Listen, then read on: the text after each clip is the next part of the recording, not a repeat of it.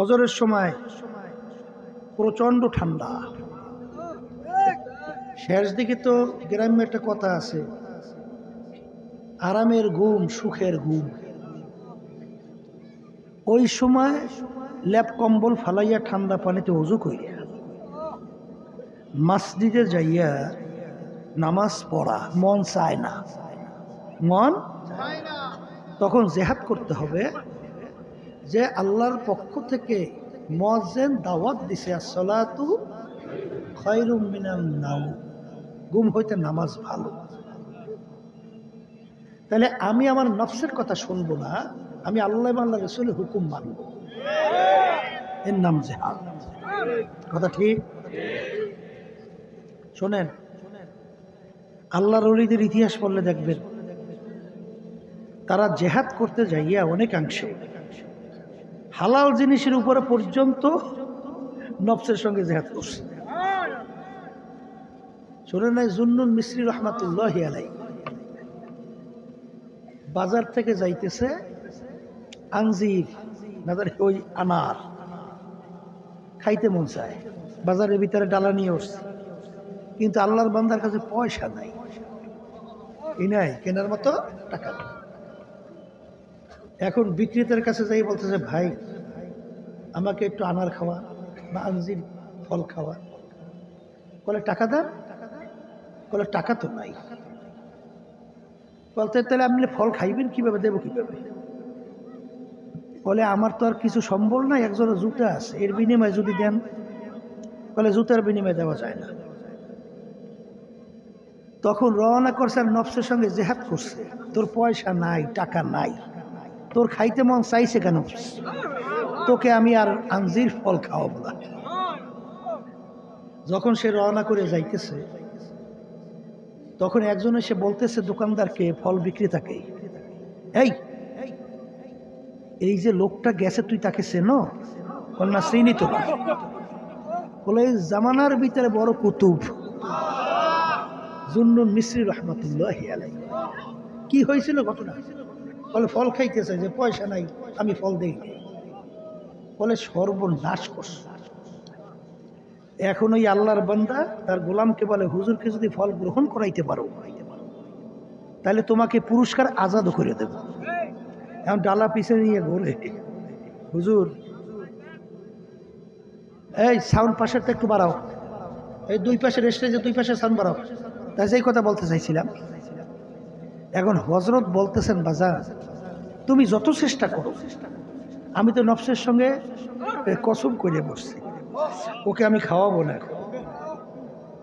বলে হুজুর আমি তো এই উপকার হয়। বলে বাজান আমি তো আমার ওয়াদাকে ঠিক রাখতে হবে, মাফ চাই। নফসের সঙ্গে জিহাদ। আল্লাহর ওলিদের ঘটনা শোনেন না? এই ফজরের নামাজের পরে আল্লাহর হুকুম জিকির করতে হবে না? কার হুকুম? অনেকে কিন্তু জিকিরে গুরুত্ব দেয় না। ইয়া আইয়ুহাল্লাযীনা আমানু যিকুরুল্লাহা যিকরান কাসীরা ওয়াসাব্বিহুহু বুকরাতাম ওয়া আসীলা।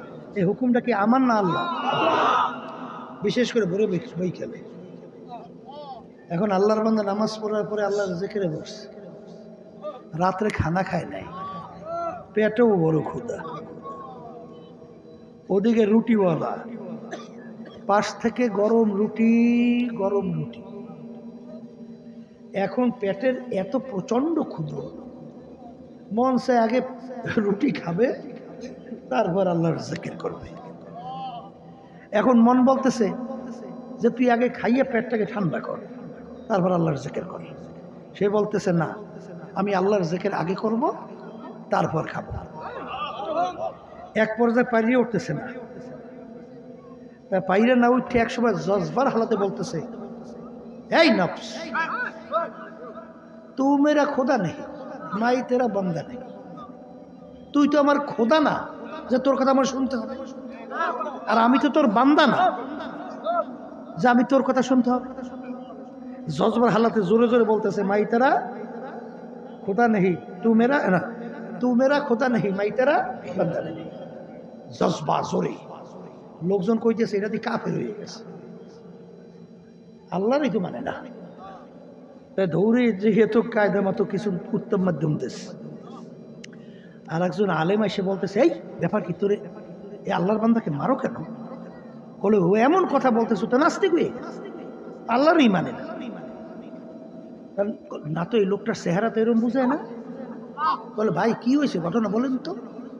তখন বলতেছে রাত্রে খানা খাই নেই, পেটে ক্ষুধা, গরম রুটি পাশ দিয়ে যায় রুটিওয়ালা। এখন নফস বলতেছে রুটি খা তারপর জেকের কর। আমি বলছি আমি আগে মাওলার জেকের করব তারপরে রুটি খাবো। এখন ওর সঙ্গে পারিয়ে উঠতেছি, তখন জজবার হালাতে বলতেছি তুই তো আমার খোদা না যে তোর কথা আমার মানতে হবে, আগে আল্লাহর জেকের করব তারপর খানা খাবো। দাদাজান রহমাতুল্লাহ আলাইহি একটা কথা বলতে, তুমি কিয়ামতের ময়দানে প্রথম ছোট বেহেশতে যাবা না কিছুদিন জাহান্নামের আগুনে ভোগবা তারপর যাবা, কিভাবে বুঝবা? বলে দুনিয়ার ভিতরে তোমার দুইটা কাজ সামনে এসে গেছে, একটা দুনিয়ার আর একটা আখেরাতের, দুটোটাই খুব গুরুত্বপূর্ণ। এখন পরীক্ষা শুরু হয়ে গেছে, তুমি কি আখেরাতের কাজটা কি আগে তুমি আদায় করলা না দুনিয়ার কাজটাকে আগে তুমি আদায় করলা? যদি ওই সময় তুমি নফসের সঙ্গে জিহাদ করিয়া আখেরাতের কাজকে তুমি আগে আদায় করো, তারপর যদি দুনিয়ার কাজ তুমি করো, তাহলে আল্লাহর ফজল ও করমে আশা করা যায় তুমি প্রথম চোটে মাওলার বেহেশতে ঢুকে যাবে। আর যদি ওই সময় তুমি দুনিয়াকে অগ্রাধিকার দাও, আখেরাতকে পিছনে রাখো, তাহলে আল্লাহ মাফ করো, কিছুদিন জাহান্নামের আগুনে ভুই গিয়া তারপর বেহেশতে যাওয়া লাগে নাকি? কি কথা ঠিক কিনা? ওই যে ঘটনা শোনেন আল্লাহর রসুলের ঘটনা, আল্লামা দরখাস্তি রহমাতুল্লাহি আলাইহি খুব বড় মাপের কিতাব লেখক ছিল, বড় মাপের আলেম ছিল, খুব বুজুর্গ আল্লাহর ওলি ছিল। সে ইন্তেকাল করছে। সে কি করছে? আর তার বাড়ির পাশের কামার, কামার কামার চেনেন তো? ওই যে লোহা পুড়িয়ে দাও কাশি বানায়, আপনারা কি করেন? কামারই তো বলে। ওই কামারও ইন্তেকাল করছে। স্বপ্নের মাধ্যমে আল্লামা দরখাস্তি রহমাতুল্লাহি আলাইহি তার এক শাগরিদ দেখতেছে যে আল্লাহ রাব্বুল আলামিন কামারের মর্যাদা আল্লামা দরখাস্তি রহমাতুল্লাহি আলাইহি তার সে বাড়াইয়ে দিয়েছে। এখন এই ব্যাপারটা তার কোনো হিসাব নিকাশে মিলাইতে পারে না, এটা হয় কিভাবে? তা সে যেহেতু দেখছে, ঠিক আছে একটু যাইয়ে খবর নিয়ে দেখি। যখন গেলেন দেখে আসলেই কামারও ইন্তেকাল করছে। এখন জিজ্ঞেস করে ভাই আসলে কামারের কি আমল ছিল, এই আমলটা একটু আমাদের কাছে বলেন। আমল মানে কাজ, আমল মানে কি? একটু কাজটা একটু বলেন তো। বলে কামারের উল্লেখযোগ্য আমলের মধ্যে সে যখন নাকি লোহা পুইরা দা কাশি বানাইতো, ধরেন হাতুড়ি দিয়ে ফিটায় না, হাতুড়ি দিয়ে ফিটাইবে, যখন হাতুড়ি উপরে উঠেছে হঠাৎ ওই সময় মসজিদের ভিতরে মুয়াজ্জিন আল্লাহু আকবার, আল্লাহু আকবার, হাইয়া আলাস সালাহ, হাইয়া আলাল ফালাহ আযান শুরু করছে। ওই আল্লাহর বান্দা হাতুড়ি যে উপরে উঠেইছে আর দ্বিতীয়বার বাড়ি দেয় নাই, ওই অবস্থায় হাতুড়ি রেখে প্রস্তুতি নিয়ে মসজিদে আল্লাহর হুকুম পালনের জন্য নামাজে চলে গেছে। এই একটা তার গুরুত্বপূর্ণ আমল। আবার পিটান দেশে ওই মুয়াজ্জিন আজান দেশে আর দ্বিতীয়বার উঠায় নাই, ওই অবস্থায় ফালাইয়া প্রস্তুতি নিয়ে বসে। আর একটা আমল আল্লামা দরখাস্তি রহমাতুল্লাহি আলাইহি তিনি রাত্রের গভীরে তাহাজ্জুদের নামাজ পড়তেন।